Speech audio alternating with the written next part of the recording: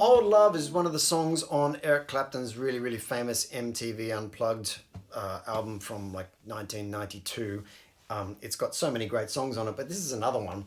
It's a really, really nice chord progression, and he does a few different interesting things with it, which is why I've chosen to break it down here today.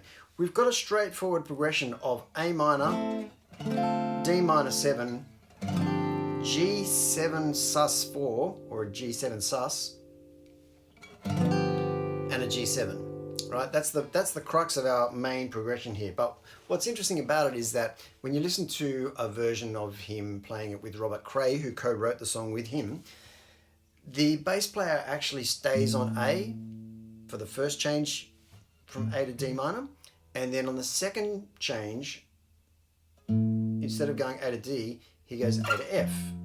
And so you can kind of adapt your chords a little bit to accommodate that if you're on your own, or if you're playing with other people as well. But the bass would normally take that. So I'm going to take you through the whole thing. The intro is this riff that sounds a lot like Layla to me. And then the chords that Eric Clapton is playing here on the actual MTV video, he's playing mostly on the top 4 strings. Now he's doing an A minor like that. He's doing a D minor like this, but if you want to keep that A note going through it, then you can play that open A string, or like he's doing, he's also got his thumb, which I can't really do, is coming over the top of the neck to play the A bass note there. So you've got a couple of options there. I kind of like to just play the normal D minor there, and then you've got that bass note going from A to D.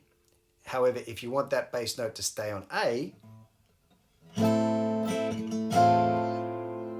then you play that. Mute the E string, play that open A string. Then your G7 sus. It's an easy enough chord to play. It's very Andy Summers, this chord. I love it. Start like that. Take that note on the G string down to the 4th fret from the 5th, and that's your G7. That's your chord progression. Second time through, he'll also play, instead of the D minor, he'll often play an F like that, and that's when the bass will fill out the D underneath it, and it makes it sound really nice. But you can see that that F chord, which Eric Clapton plays in the video, is actually a D minor without the bass note. There's your bass note there, but he's just playing it like that. And if you wanted to make it a full F, that's what you do if your pinky was strong enough. Mine's feeling particularly feeble today. But you can see that's a C-shaped chord on the 5th fret, which means it's an F, because that root note for your C chord moved up to here on the 8th fret, that's an F. Or you can just count your way up from C up 5 frets and you'll get to F. 1, 2, 3, 4, 5. Anyway, I'm talking a lot about this really simple chord progression, but it's nuanced and it's very nice and fun and illustrative to play around with when you're getting inside these chords, working out what bass notes sound good under it. So that's your basic chord progression. A minor, D minor 7, G7 sus, G7. I can feel your body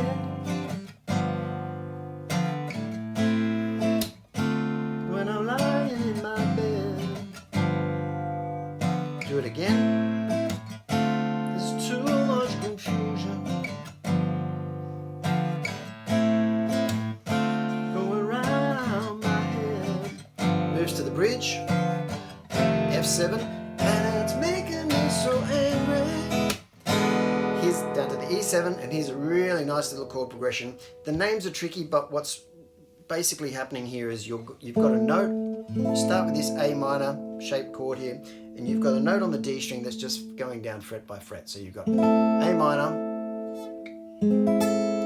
That really should be called an A minor with a major 7, or A minor major 7, which sounds like a crazy name, but it's basically your A minor chord with the major 7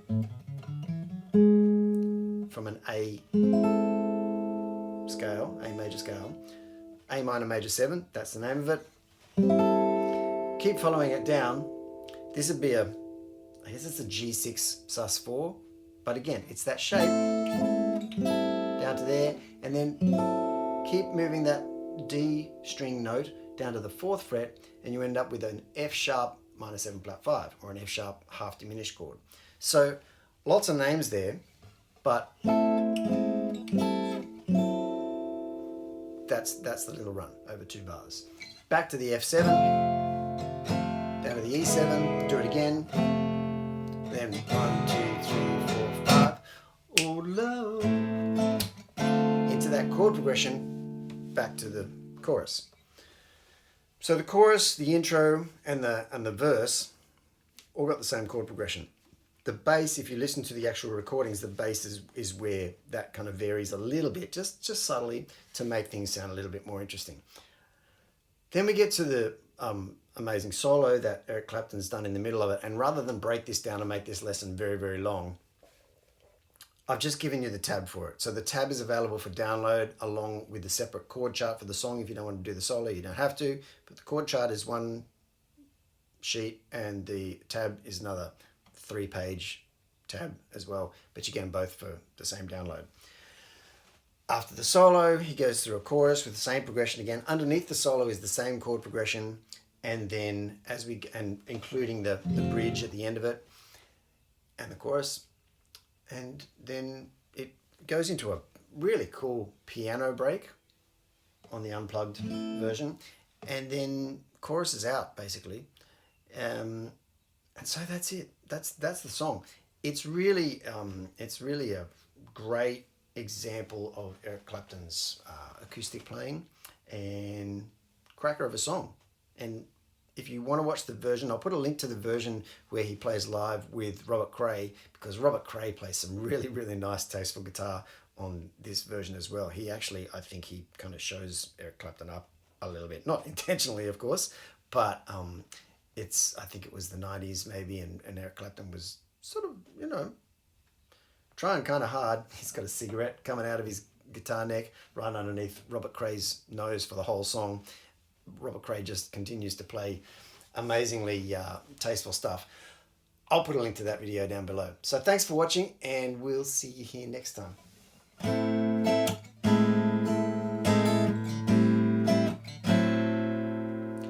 By the way, if you're still watching, you can leave this open A string going underneath that entire little 4-chord progression from the A minor to the what do we say, A minor major 7 to the G6 sus4 to the F sharp half diminished.